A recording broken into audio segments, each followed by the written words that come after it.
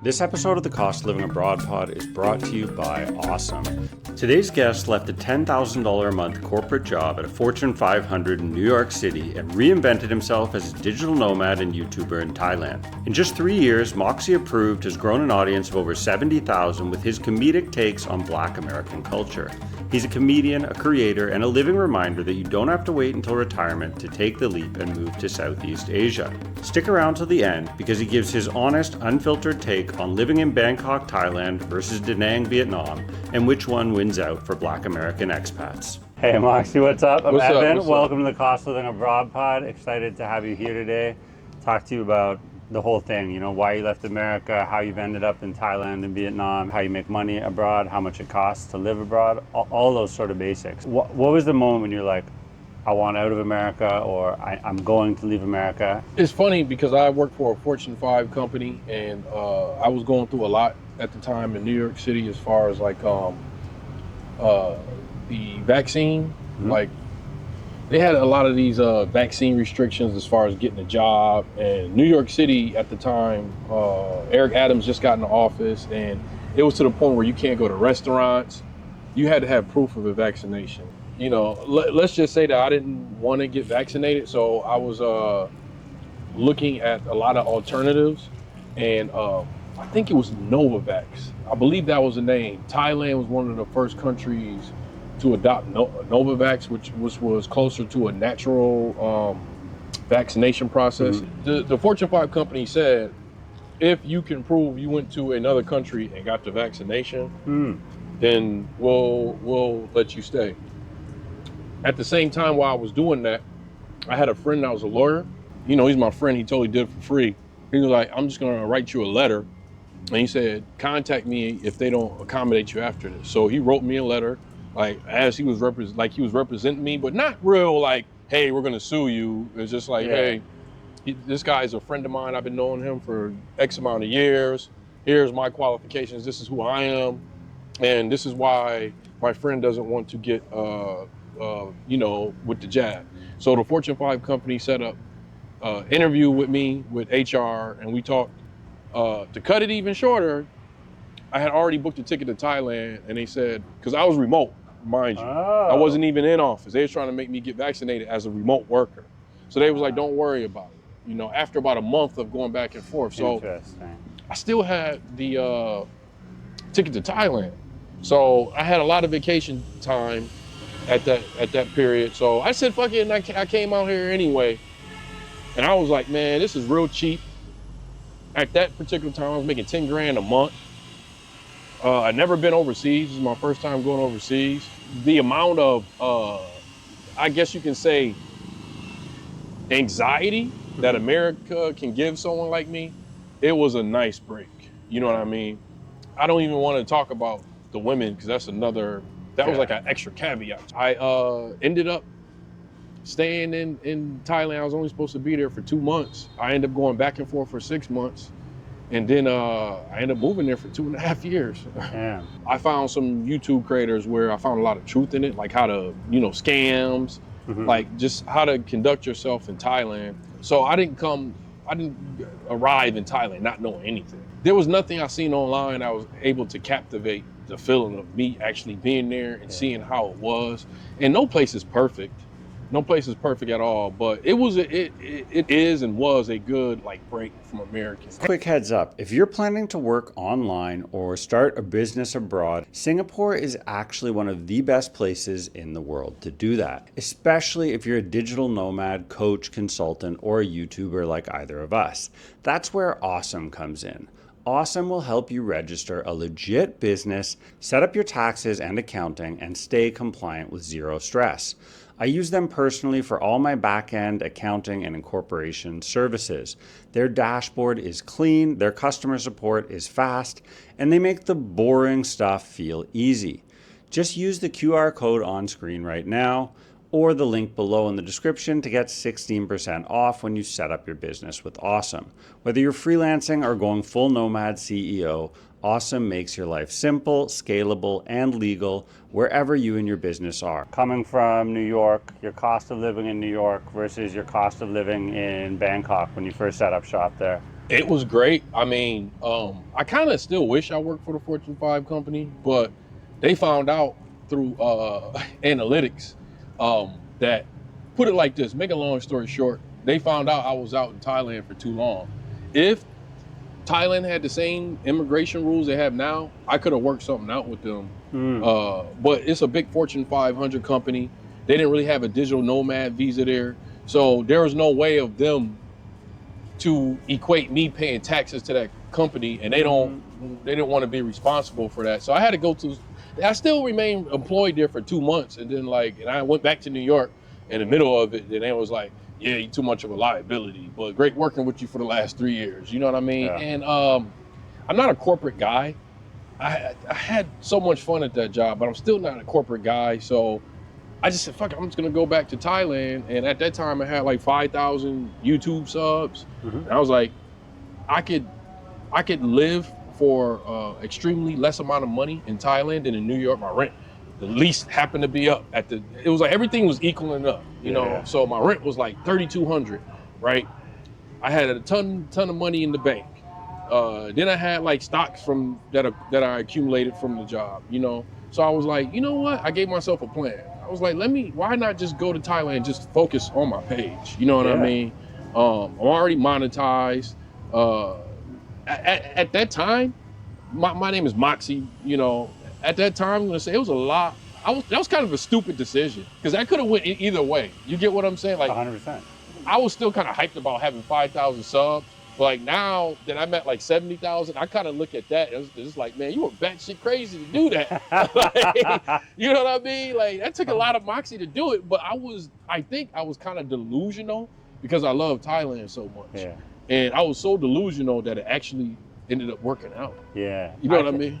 100%. I think you need that sometimes too, right? Like just in a literal sense that like, it doesn't really matter where you are, but you need to take a bit of a leap of faith, right? Like just to leave, right? If you're gonna for real leave, you know, I mean, sure, come here, do a scouting trip, whatever, travel around a few months, do your 90 days, see if you actually like it.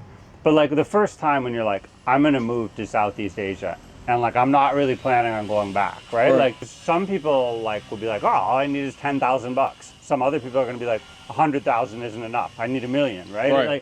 Like there's no like number that's gonna really be right for the general person, right? So I think you have to have some sort of whatever moxie or some sort of serenity, you know, some blessing that's like, all right, I'm doing it. I'm just making the move. I gotta go. And I think the worst thing you can do is wait for the right time. I think you're 100% right on that.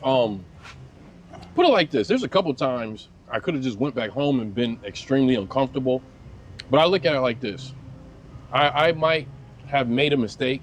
And because when I go back, no matter how much money I go back with, which I'm pretty sure I'm going to do before the end of this year, I have to start all over again. I have to find somewhere to live. I may have to stay with my sister for a couple weeks. And I'm a self-sufficient guy. That's very uncomfortable.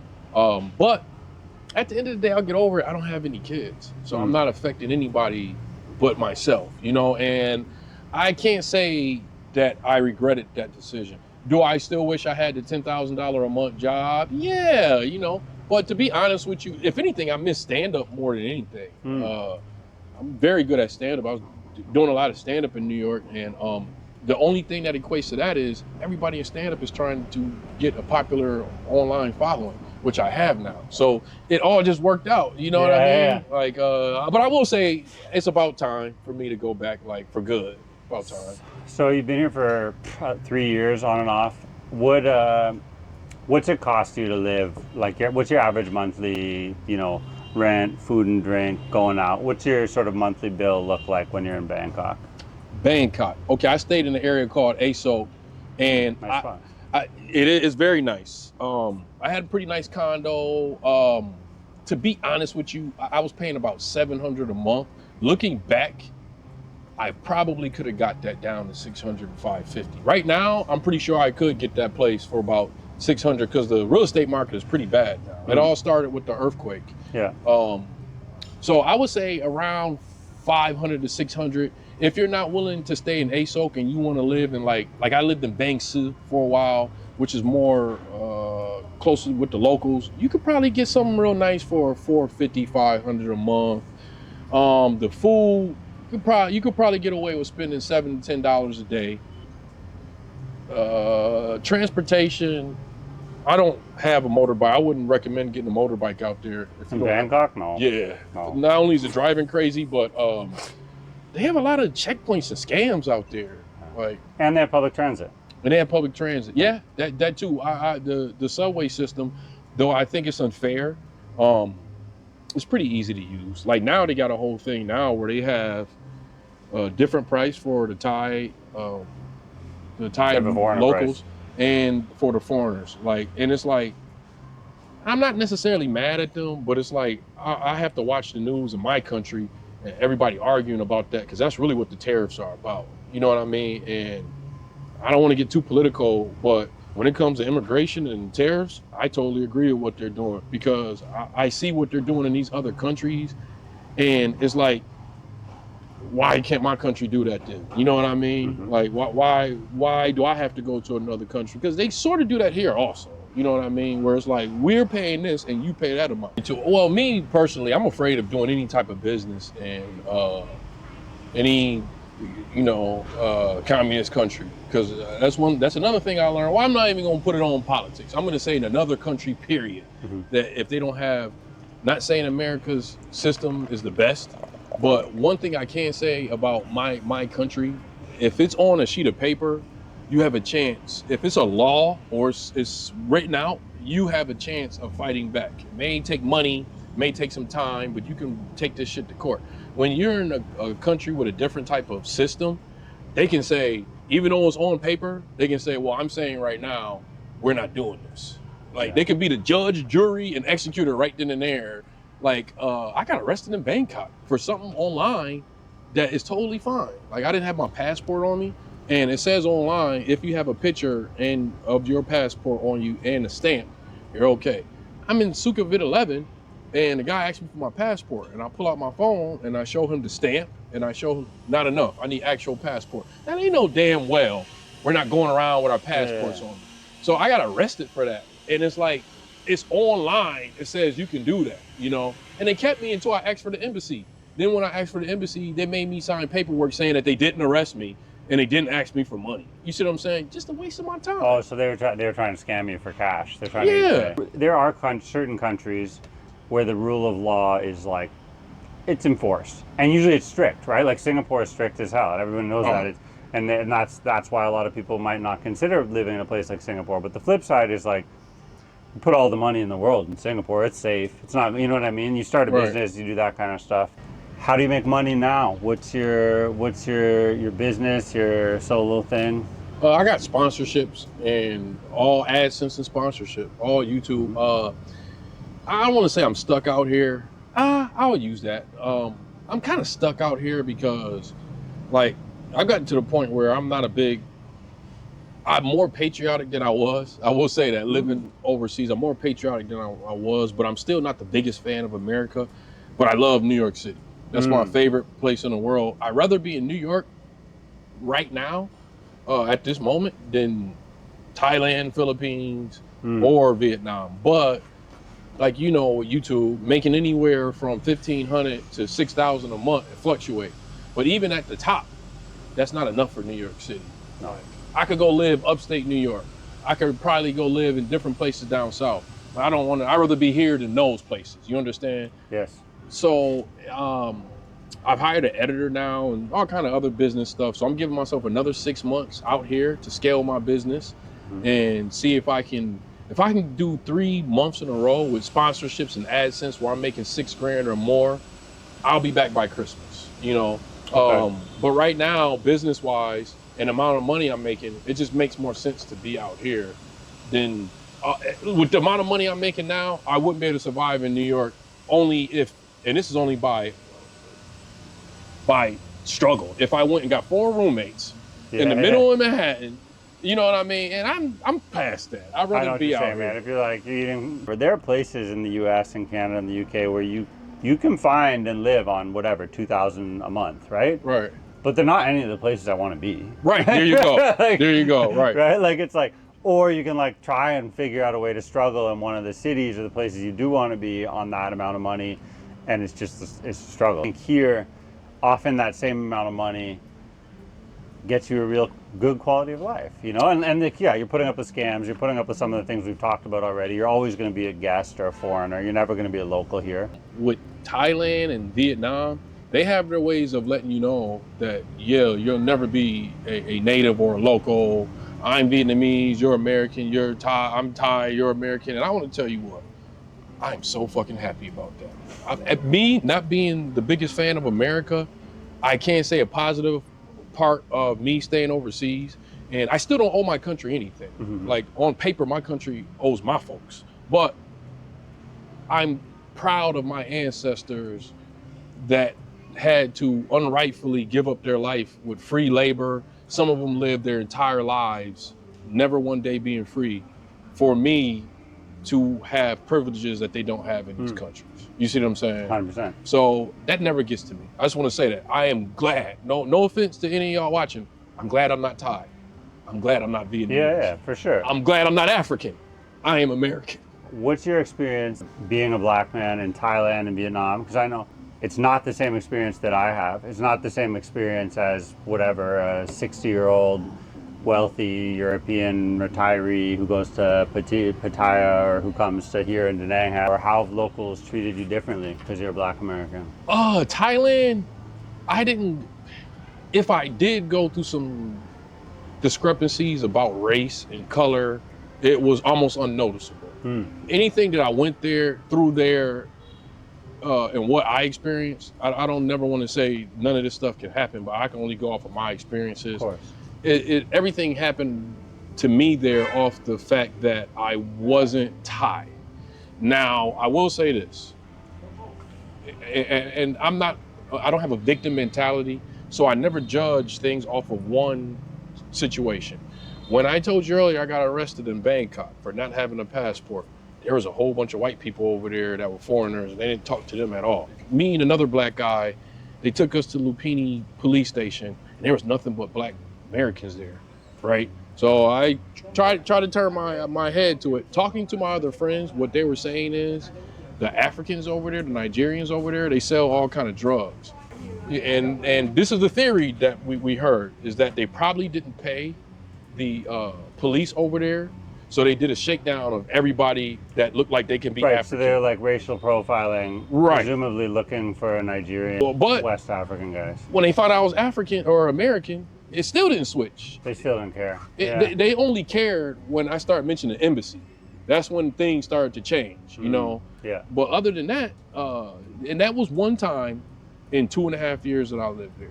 For sure. Outside of that, I never noticed anything. And from what I understand, the Bangkok police in particular shake down foreigners of all different accords. So I can definitely agree and accord with that. The Thai police, I could say thousands of beautiful things about Thailand and Thai people, but I think it's just common knowledge that people get shakedowns from the Thai cops all the time for money and for bribes, and it happens here too in Vietnam. So it's not like it's just specific to Thailand. What about in Vietnam? Have you found locals treating you well? Have you found people like curiosity, ignorance, good things, bad things? I am highly disappointed in Vietnam. Yeah. I am highly disappointed in Vietnam. I found a bright spot in Hoi An, and I'll get to that in a second. But once again, I don't have a victim mentality.